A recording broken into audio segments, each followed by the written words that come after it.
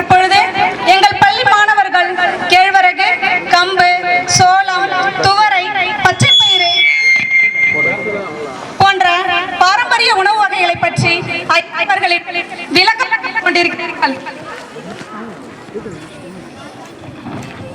புரதச்சத்து மிகுந்தவன்.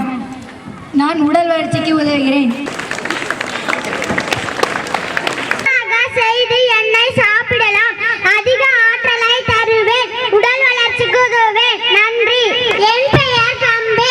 என்னை நன்கு சுத்தம் செய்கிறார்கள். என்னில் உள்ள தூசிகள் மணல் அகற்றப்படுகிறது. என் பெயர் கொள்ளு. என்னை சாப்பிட்டால் நான் உங்கள் உடலில் உள்ள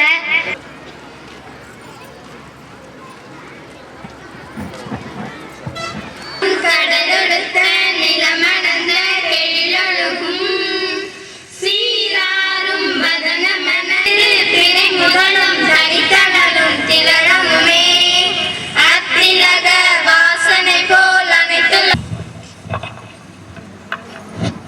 வரவேற்புரை. திரு துணை முதல்வர் ஐயா அவர்களை வரவேற்புரை நிகழ்த்த அன்புடன் அழைக்கின்றேன். Please sir. ஐயனார் மெட்ரிக் மேல்நிலைப் பள்ளியின் சார்பாக வேப்பூர் வட்டாட்சியர் அவர்களையும் வருக வருக என இருவரும் கூப்பி வரவேற்கிறேன். நாங்கள் ஐயனார் பள்ளி சார்பாக பாரம்பரிய உணவுப் பொருட்களை வச்சு விழிப்புணர்வு பண்ணுறோம். இது ஏன்னா இந்த நவீன உலகத்தில் வரகு, கம்பு, சோளம் இதெல்லாம் என்னன்னே தெரியாமல் வந்துட்டுருக்காங்க. ஆனால் அந்த காலத்தில் இதெல்லாம் சாப்பிட்டு தான் அவங்க ஆரோக்கியமாகவும் நீண்ட நாள் உயிர் வாழ்ந்துட்டு இருந்தாங்க. இதை நாங்கள் ஒரு மெயின் தீமாக வச்சு தான் 2500 சதுர அடியில் 24 தானிய வகைகளை வச்சு கோலம் போட்டுட்ருக்கோம்.